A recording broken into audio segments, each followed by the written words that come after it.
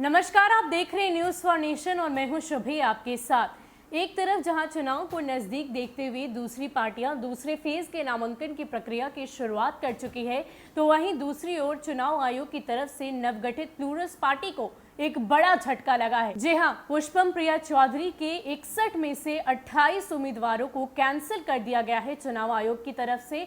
और ये जो सभी कैंडिडेट थे वो पहले फेज के लिए इन सभी का नामांकन किया गया था।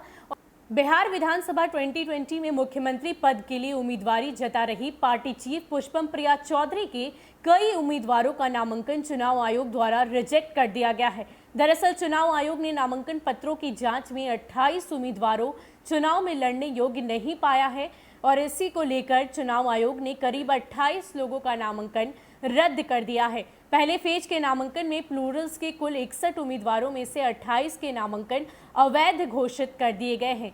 बाकी 33 उम्मीदवार ही चुनाव लड़ पाएंगे।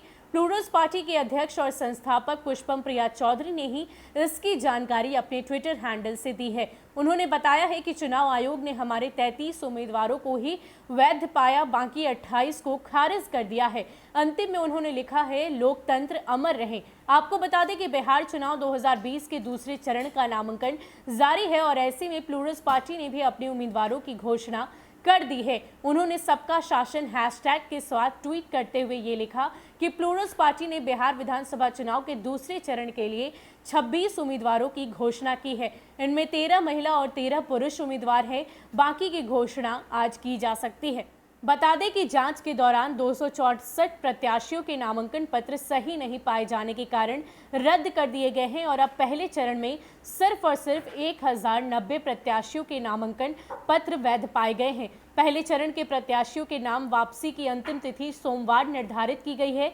नाम वापसी के बाद प्रत्याशियों को सिंबल आवंटित किया जाएगा। इधर दूसरे चरण के 94 विधानसभा क्षेत्रों में नामांकन के दूसरे दिन सिर्फ 8 प्रत्याशियों ने नामांकन पत्र दाखिल किया है।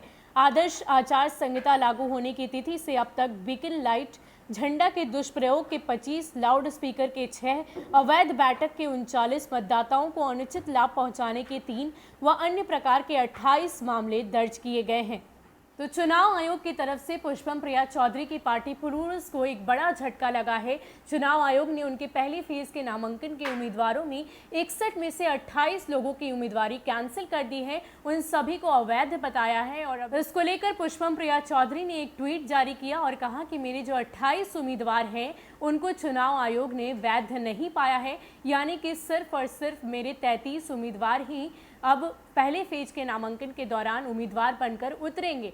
अब ऐसे में देखना दिलचस्प होगा कि पुष्पम प्रिया चौधरी क्या कुछ फैसला लेती हैं। हालांकि पिछले कुछ दिनों की अगर बात करें तो पुष्पम प्रिया चौधरी ने कई सारे ऐसे फैसले लिए जो दूसरी पार्टी से उन्होंने पहले लिए हैं, चाहे वो वोट मांगने का तरीका हो या फिर उम्मीदवारों की लिस्ट जारी करने की बात हो। हर चीज़ में पुष्पम प्रिया चौधरी आगे रही हैं, लेकिन इन सब के बीच चुनाव आयोग की तरफ से उनको एक बड़ा झटका दिया गया है और कहा गया है कि करीब 28 आपके जो उम्मीदवार हैं वो अवैध हैं और वो पहले फेज के जो चुनाव होंगे, जो मतदान होंगे, उनमें वो नहीं उतरेंगे। फिलहाल के लिए इतना ही। ऐसे ही अपडेट्स के लिए आप हमारे साथ बने रहिए और देखते रहिए न्यूज़ फॉर नेशन। नमस्कार।